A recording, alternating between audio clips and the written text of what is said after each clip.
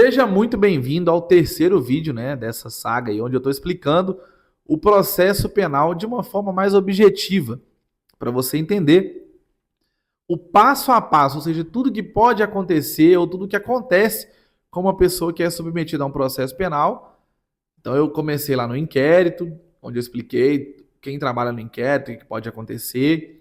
Depois eu expliquei também a ação penal até a sentença, onde o juiz vai condenar ou absolver. No último vídeo eu expliquei sobre a apelação criminal e tudo que pode acontecer até o dia do julgamento, onde os desembargadores vão ali dar a decisão. Então vamos lá, os desembargadores decidiram. Os 3 desembargadores condenaram a pessoa. E aí? Aí você vai ter ainda a possibilidade do recurso especial e do recurso extraordinário. Guarda essa informação antes, porque a gente vai passar agora para quando existe um acórdão, ou seja, a decisão deles é para condenar, mas um vota favoravelmente para você, ou seja, não é unânime aquela condenação. Se os 3 votarem para absolver, por óbvio, você está absolvido, aí o Ministério Público pode interpor recurso especial e recurso extraordinário. Mas se existe ali a luz no fim do túnel e, apesar de ser condenado, nem todos votam pela sua condenação. Bom, aí entra em cena a figura do embargos infringentes, que é quando a lei determina que venham mais 2 desembargadores, ou seja, completam 5, para poder fazer o julgamento do seu caso. Então ali eles vão voltar com o processo, esses outros 2 terão acesso aos votos, e aí vai ser, depois disso, decidido. E aí vai depender do placar. Se ficar mais de 3 ou 3 te condenando, você ficou condenado. Mais de 3 ou 3 absolvendo, você foi absolvido. Então ainda existe esse recurso dentro do Tribunal de Justiça antes de irmos para os tribunais de Brasília. Agora vamos voltar lá naquela informação do recurso especial e do recurso extraordinário. Bom, a explicação para eles é a mesma, o trâmite é muito parecido, então eu vou te explicar aqui o que cada um faz, para que cada um serve. O recurso especial ele é o recurso destinado ao STJ, Superior Tribunal de Justiça, onde ali nós vamos alegar questões atinentes à lei federal. Aqui a gente já não discute mais o fato em si, se o sujeito A praticou aquele crime contra o sujeito B. A gente vai discutir uma matéria de direito, algo que é atinente à lei. Olha, neste caso está havendo uma violação do artigo tal. Já não quer dizer mais sobre os sujeitos envolvidos nessa ação penal. Então a gente vai discutir isso lá no STJ. Então você vai interpor esse recurso. Quem faz essa primeira análise, se esse recurso é válido ou não, é o presidente do Tribunal de Justiça que determinou a acusação. Ele vai ver ali se está cumprido todos os requisitos que a lei determina. Estando cumprido, ele vai mandar para o STJ, onde vai fazer lá um sorteio, e um dos ministros será o relator, onde vai fazer ali também a mesma lógica do que aconteceu no recurso de apelação. Só que nesse caso, também serão outros ministros que irão julgar, e aí vai também ter o parecer, o Ministério Público vai ter a oportunidade de apresentar contrarrazões, e lá no dia eles vão verificar se houve ou não essa violação da lei federal.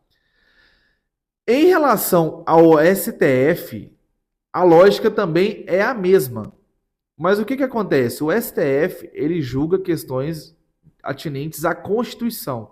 Então, se um direito ou se um caso, uma decisão, fere frontalmente a Constituição, dá um exemplo aí, Pedro. Vamos lá. Se a pessoa passou por um processo penal inteirinho, sem nenhuma defesa, não teve defensoria pública, não teve advogado, ele não falou, no final ele foi condenado, o Ministério Público recorreu sozinho, aí aumentou a pena dele também no Tribunal de Justiça e pronto, o processo ia acabar ali, aí ele ficou sabendo. Ele vai lá e fala, não, eu não tive defesa, o direito de defesa é um direito constitucional. Está na Constituição que eu não posso ser julgado dessa forma, sem nem ter conhecimento disso. Então ele pode ali interpor um recurso extraordinário ao STF, onde o STF vai julgar ali se houve ou não a violação constitucional. Mas como eu havia dito, feita essa análise, primeira pelo presidente do Tribunal de Justiça que condenou essa pessoa, ele vai ver, se tiver tudo ok, ele vai enviar a cada um dos respectivos tribunais. Se ele entender que não está ok, ele vai falar, olha, esse recurso aqui não pode ser recebido, porque está em desconformidade com a lei ou por algum motivo.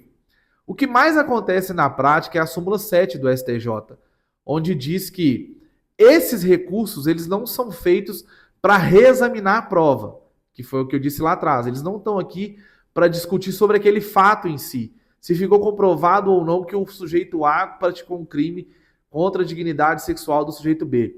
Eles estão ali para discutir tudo que aconteceu nesse processo está de acordo com a lei federal? Então é isso que será abordado no recurso especial.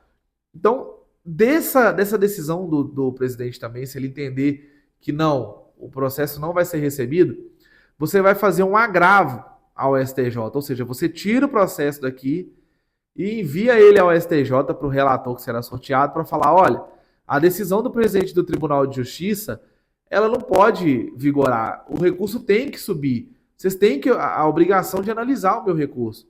E aí esse relator vai fazer uma nova análise sobre essa ação, esse pedido, esse recurso. Se o presidente do TJ está certo ou não, e por que ele está certo ou não. Então, vamos supor que ele manteve também a ideia que o presidente do TJ teve de negar o seu recurso.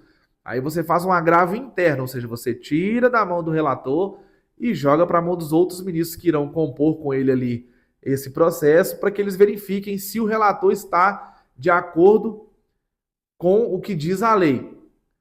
Os ministros vão fazer ali essa análise também do seu recurso, eles não vão analisar nada sobre o que você escreveu no recurso especial. Vai ser só em relação à decisão do presidente do Tribunal de Justiça e, posteriormente, a do relator.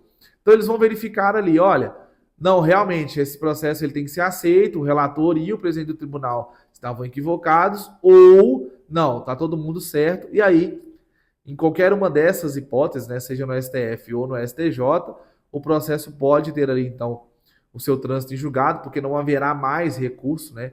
Aqui a gente vou fazer só um adendo, porque se o seu processo tem uma questão que tem que ser discutida tanto no STJ quanto no STF, você deve fazer os recursos de forma simultânea. O do STJ sempre será julgado primeiro e posteriormente do STF. Então, quando acabar o recurso no STF, seja ele sendo aceito ou não, o processo estará encerrado. E aí, após isso, a gente tem a certidão de trânsito em julgado. O que é isso? A justiça, ela publica uma certidão onde ela fala, olha, esse caso aqui, envolvendo o fulano de tal, ele acabou, não cabe mais recurso, não existe mais nada a ser feito. A justiça deu uma decisão e essa decisão deve ser imediatamente cumprida. Seja a decisão de prisão para iniciar o cumprimento de pena, ou de pagamento de dano moral, entre alguma outra questão que tenha sido mantido durante todas essas decisões que eu expliquei. Bom, turma, então é isso. Se você não viu os outros vídeos, volta lá no primeiro, onde você vai ter uma noção sobre o inquérito, o processo penal. O segundo vídeo trata da apelação. O terceiro eu já abordei um pouco mais sobre os recursos nas instâncias superiores. É claro que de forma muito objetiva, mas o meu intuito com esses 3 vídeos é para que você entenda o passo a passo, ou seja, tudo que vai acontecer com uma pessoa que é submetida por um processo criminal aqui no Brasil, e alguns apontamentos eu fiz com a pessoa que será submetida a um processo de crime contra a dignidade sexual, que é o objetivo aqui do canal. Então, o pedido continua sendo o mesmo dos outros dois. Deixa aqui o seu like, seu comentário, compartilha, deixa sua dúvida, sugestão, crítica, elogio, manda aí no comentário para a gente poder interagir. Um abraço, muito obrigado por ter me acompanhado até aqui.